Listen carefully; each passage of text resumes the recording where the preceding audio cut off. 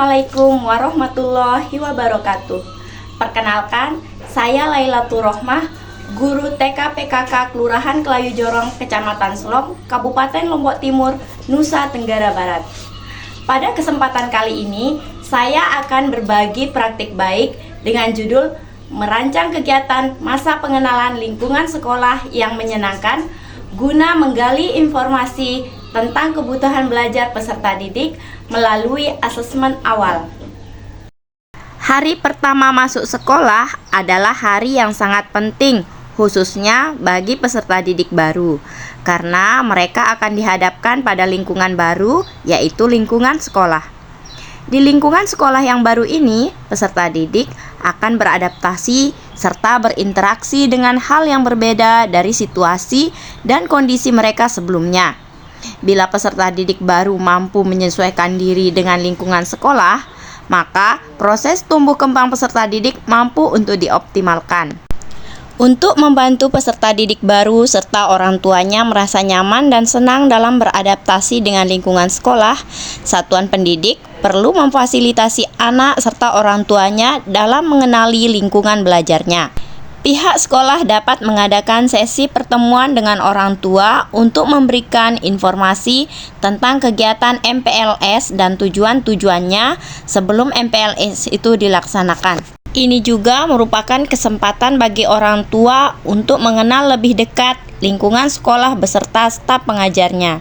Selain itu, melibatkan orang tua juga dapat memberikan rasa aman bagi peserta didik baru karena mereka menjadi tahu bahwa orang tua mereka juga mendukung dan terlibat langsung dalam proses adaptasi mereka. Sebelum merancang kegiatan MPLS yang menyenangkan dan bermakna, alangkah penting untuk memahami tujuan utamanya. Tujuan utama MPLS adalah membantu peserta didik mengenal lingkungan sekolahnya. Melaksanakan MPLS selama 2 minggu pertama di tahun ajaran baru juga merupakan salah satu dari 3 target perubahan pada gerakan transisi PAUD SD yang menyenangkan, yang bertujuan untuk 1. Masa perkenalan anak serta orang tua dengan lingkungan belajarnya agar dapat merasa nyaman dalam berkegiatan. 2. Masa perkenalan sekolah dengan peserta didik melalui kegiatan pembelajaran yang bertujuan untuk mendapatkan potret capaian peserta didik melalui asesmen awal dan digunakan sebagai basis perancangan kegiatan pembelajaran selanjutnya. Pada kegiatan MPLS selama 2 minggu di awal tahun ajaran baru, tidak hanya peserta didik yang melakukan adaptasi dan perkenalan, akan tetapi pihak sekolah juga melakukan perkenalan dengan peserta didik baru melalui kegiatan asesmen awal.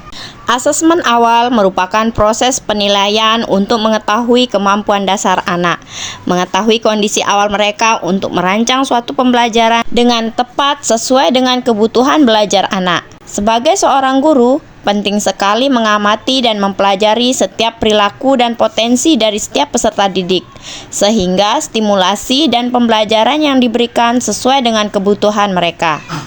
Asesmen awal pada pendidikan anak usia dini atau PAUD di masa pengenalan lingkungan sekolah dapat dilakukan melalui pengamatan atau observasi. Kegiatan pengamatan atau observasi ini dilakukan ketika anak sedang melakukan kegiatan yang menyenangkan dan ketika mendampingi anak bermain sambil mengajukan pertanyaan-pertanyaan pemantik. Dari celotehan atau respon maupun jawaban anak, dari gestur anak, cara anak berkolaborasi dengan temannya, dan lain sebagainya, guru dapat memperoleh data atau informasi untuk asesmen awal. Asesmen awal dibagi menjadi 2 bagian.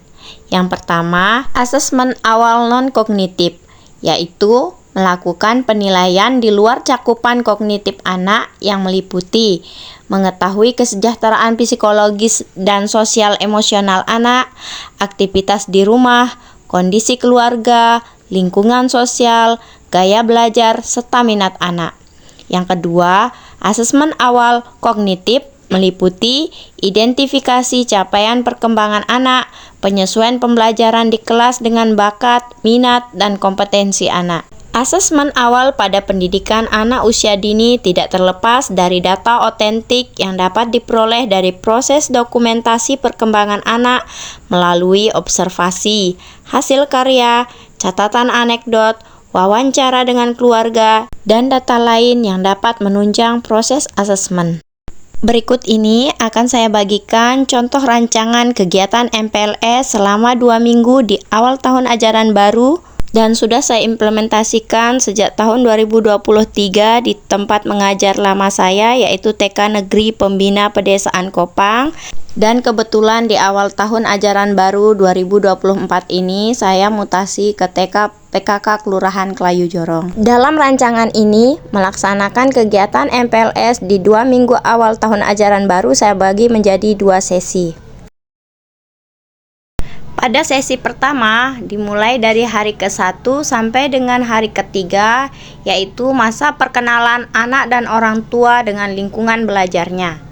Sesi kedua dimulai dari hari ke-4 sampai dengan hari ke-10. Satuan pendidikanlah yang berkenalan dengan peserta didik melalui rangkaian kegiatan permainan maupun pembelajaran yang menyenangkan, bertujuan untuk mendapatkan potret capaian peserta didik melalui asesmen awal. Materi kegiatan MPLS sesi 1 pada hari pertama yaitu upacara pembukaan dan perkenalan warga sekolah dengan peserta didik baru. Materi hari kedua yaitu perkenalan singkat, dilanjut dengan game kereta traveling.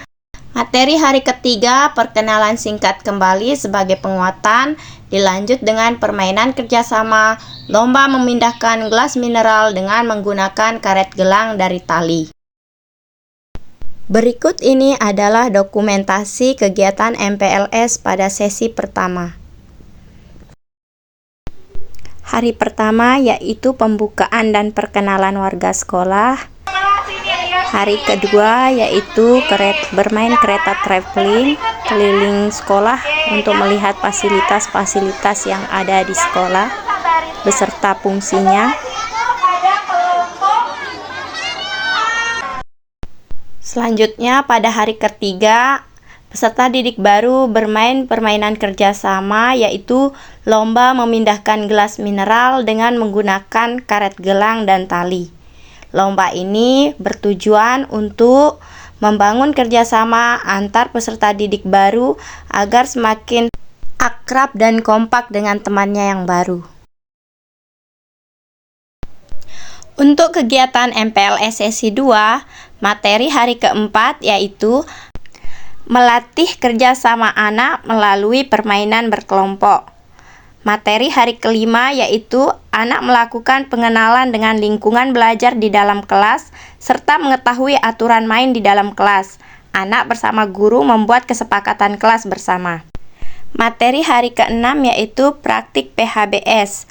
Praktik langsung mencuci tangan pakai sabun sebelum dan sesudah melakukan kegiatan. Materi hari ketujuh yaitu anak mengenal dan mengetahui pentingnya menjaga kebersihan lingkungan. Materi hari ke-8, guru kelas membacakan buku cerita bergambar yang menarik. Ini bertujuan untuk menggali minat anak tentang kegiatan literasi.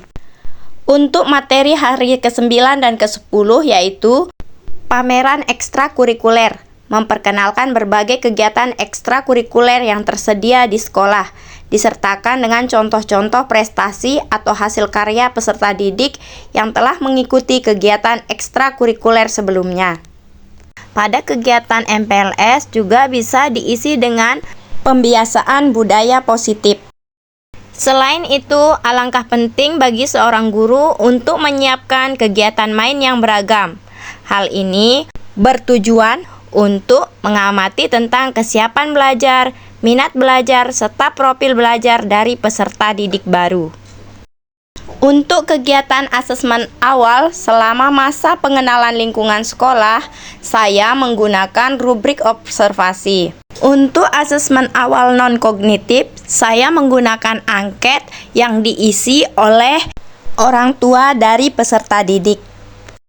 Demikian praktik baik merancang kegiatan MPLS yang menyenangkan guna menggali informasi tentang kebutuhan belajar peserta didik melalui asesmen awal dari saya ini. Semoga bermanfaat. Assalamualaikum warahmatullahi wabarakatuh. Salam dan bahagia.